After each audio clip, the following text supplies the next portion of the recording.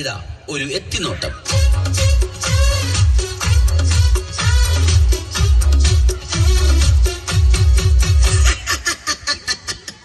നമസ്കാരം, ഞാൻ ആന്റപ്പൻ, ഈ വീടിന്റെ ഗൃഹനാഥൻ.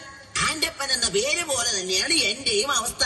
ഈ വീട്ടിലുള്ള എന്റെ കുരുത്തങ്കെട്ട മക്കൾ എവിടെ പോയി എന്തടങ്ങേറുണ്ടാക്കിയാലും അവരുടെ പേരിന്റെ കൂടെ ആൻഡ് അപ്പൻ എന്നുകൂടെ അങ്ങ് ചേർക്കും. അതായത് ആന്റപ്പൻ എന്റെ പേര്. അതോടെ ഞാനും ഇടങ്ങേറിലാവും.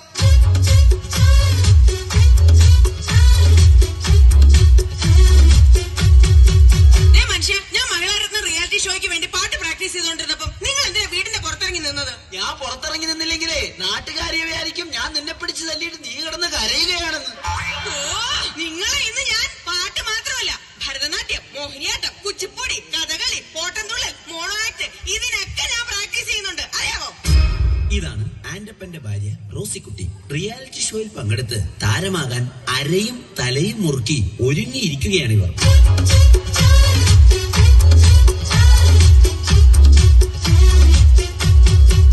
പ്രിയപ്പെട്ട അപ്പച്ചനും അമ്മച്ചിക്കും മൂത്ത മകൻ കാതികൻ മാത്തുക്കുട്ടിയുടെ 1000 അഭിവാദനങ്ങൾ. മോനെ മാത്തുക്കുട്ടി, നിന്റെ ഇന്നലത്തെ കഥാപ്രസംഗ പരിപാടി എങ്ങനെ ഉണ്ടായിരുന്നടാ? അതൊരു കഥയാണ് അമ്മച്ചി. റിയാലിറ്റി ഷോയിലൂടെ ശ്രദ്ധേയനായിക്കൊണ്ടിരിക്കുന്ന എന്റെ കഥാപ്രസംഗം കേൾക്കാൻ ഇന്നലെ ഒറ്റൊരുത്തൻ പോലും വന്നില്ല. അയ്യോ, അതെന്താ? ഞാനാണ് കഥാപ്രസംഗം അവതരിപ്പിക്കാൻ വരുന്നതെന്ന് ആ കമ്മിറ്റിക്കാർ പരസ്യം ചെയ്തില്ലാന്നേ. അവര് പരസ്യം ചെയ്തില്ലെങ്കിലും നീ വരുന്ന വിവരം എങ്ങനെയോ ലീക്കായിട്ടുണ്ട്. അതായിരിക്കും ആരും വരാത്തത്. അപ്പച്ചാ കണ്ടല്ലോ, ഇതാണ് ആന്റപ്പന്റെ മൂത്ത മകൻ കാതികൻ മാത്തുക്കുട്ടി. ഈ കുടുംബത്തിലെ മറ്റൊരു റിയാലിറ്റി താരം.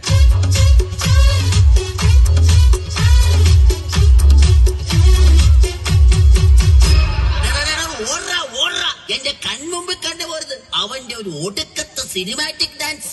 എന്താ അപ്പ ചെയ്ത്? അല്ല, അവൻ എന്നാ ചെയ്തിട്ടാ? ഇന്ന് രാവിലെ ഞാൻ കുളിക്കാൻ കയറിയ നേരത്തെ ഇവൻ ഫയർ ഡാൻസിന്റെ റിഹേഴ്സലാണെന്ന് പറഞ്ഞ് മണ്ണെണ്ണ വായിലെടുത്തിട്ട് തീ ഊതി. ഞാൻ അലക്കിട്ട എന്റെ ആകെ കൂടെയുള്ള 2 മുണ്ടവൻ കത്തിച്ചു കളഞ്ഞ്. അറിയാമോ അതിന്?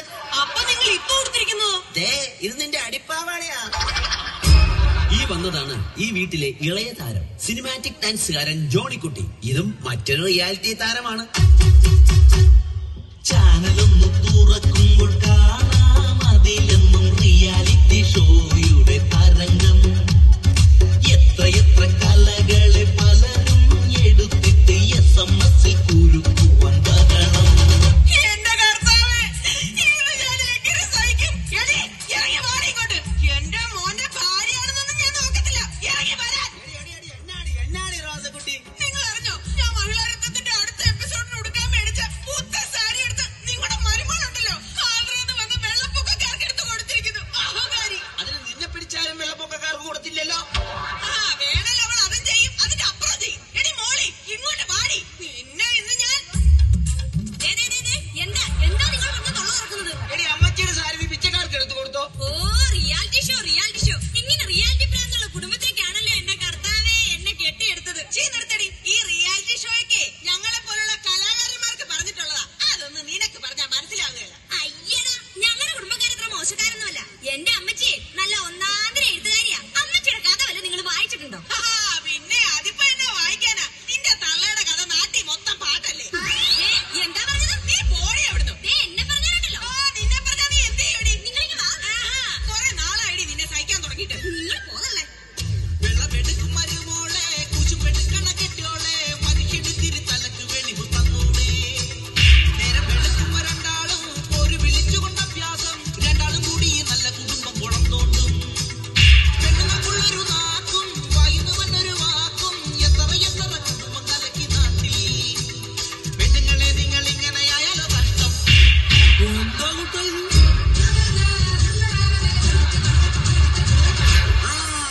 വന്നല്ലോ. എല്ലാത്തിനും കുറ്റം പറയണ എന്റെ പുന്നാരളിയൻ വന്നല്ലോ. എന്താ ഇതളിയ പെങ്ങളെ മോളെ തല്ലുന്നത് അപ്പനായാലും ഭർത്താവായാലും ഒരു താളവും ബോധമൊക്കെ വേണ്ടേ? എന്റെ പൊന്നളിയ, എരിയുന്ന നദിയിലെ എണ്ണ ഒഴിക്കാതെ ഒന്ന് കടന്നു പോകുന്നുണ്ട്. ഷഡ്ജം ഒന്ന് ഇറങ്ങി പോടാ.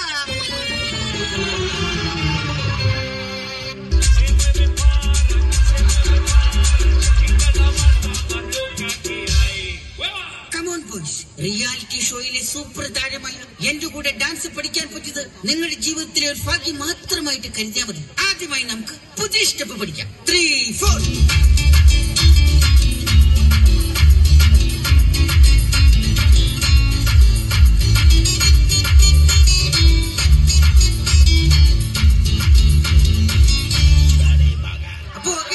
ഇപ്പൊ മനസ്സിലായോ? മാഷേ, മാഷിനെ കൊണ്ട് വീട്ടില് ഭാര്യ തുണിയലപ്പിക്കുന്ന ആക്ഷൻ ആണല്ലേ ഞങ്ങളെ ഡാൻസ് ആണെന്നും പറഞ്ഞ് പഠിപ്പിക്കണത്. ഈ സ്റ്റെപ്പ് ഞങ്ങൾ അടിച്ച് തകർക്കും. 3, 4.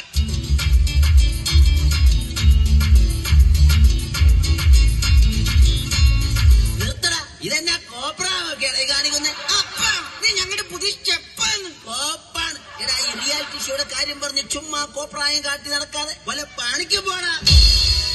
അച്ഛാ, നാളെ എന്റെ കഥാപ്രസംഗ മത്സരത്തിന്റെ ഫൈനലിലേക്കുള്ള സെലക്ഷനാ. അപ്പൊ ഇവരാരാ? ഓർക്കസ്ട്രയുടെ ചെലവ് ഉറക്കുവാനായിട്ട് ഞാൻ കൊണ്ടുവന്ന മിമിക്രിക്കാരാ.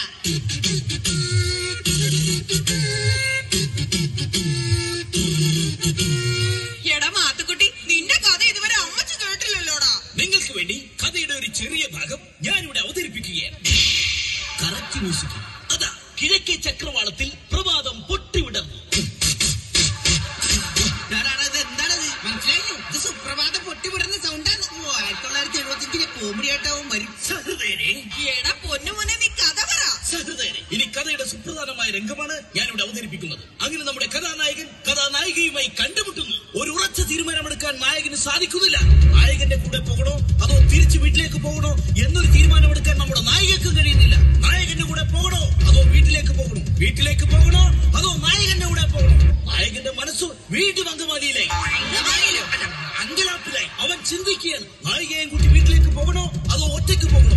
നായികയും കൂട്ടി വീട്ടിലേക്ക് പോകണോ അതോ ഒറ്റയ്ക്ക് പോകണോ? അങ്ങനെ പ്രതിസന്ധിയിലായ നായകൻ ദുഃഖഭാരത്താൽ പുഴയിലേക്ക് എടുത്തൊരു ഒറ്റ ചാട്ടം.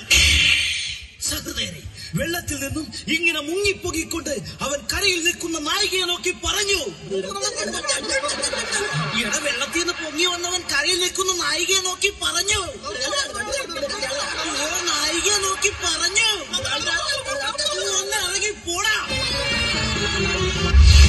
ഇവർ പങ്കെടുത്ത റിയാലിറ്റി ഷോയിലെ ഒരു കടുത്ത മത്സരത്തിന് ശേഷം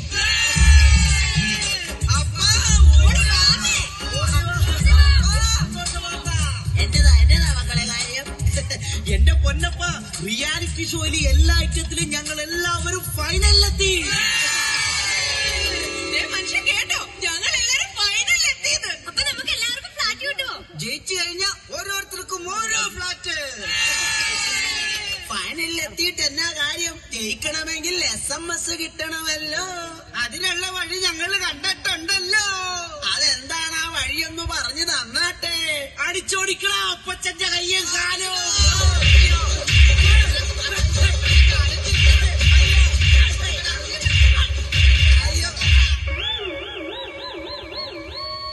എന്തിനാടാ അപ്പന്റെ കയ്യും കാലും തല്ലി ഓടിച്ചത്? അപ്പനെ തല്ലി കയ്യും കാലും ഓടിച്ചാലേ റിയാലിറ്റി ഷോയിൽ കാണിക്കാനായിട്ട് ചാനലുകാർ വന്ന് ഷൂട്ട് ചെയ്യുമല്ലോ. അത് സ്ലോ മോഷനിലും ബ്ലാക്ക് ആൻഡ് വൈറ്റിലുമായി TV കാണിക്കുമല്ലോ. അതെന്തിനാ? അപ്പൊ ജനങ്ങള് മൊത്തം കണ്ട് ഞങ്ങളോട് സെന്റിമെന്റ്സ് അടിച്ച് SMS ചെയ്യുമല്ലോ. അപ്പൊ SMS കിട്ടി ജയിച്ച് എല്ലാവർക്കും ഫ്ലാറ്റ് കിട്ടുമല്ലോ. പ്രിയമുള്ളവരെ, കലാകാരന്മാരുടെ ദുഃഖങ്ങളും ദുരിതങ്ങളും സഹതാപങ്ങളും വിറ്റ് കാശാക്കുന്ന ഇവിടത്തെ ചാനലുകളിൽ തലകാട്ടാൻ ആക്രാന്തം കാണിക്കുന്നവരോട് എന്റെ കുടുംബത്തിന് ഇനി എന്താണ് പറയാനുള്ളത്?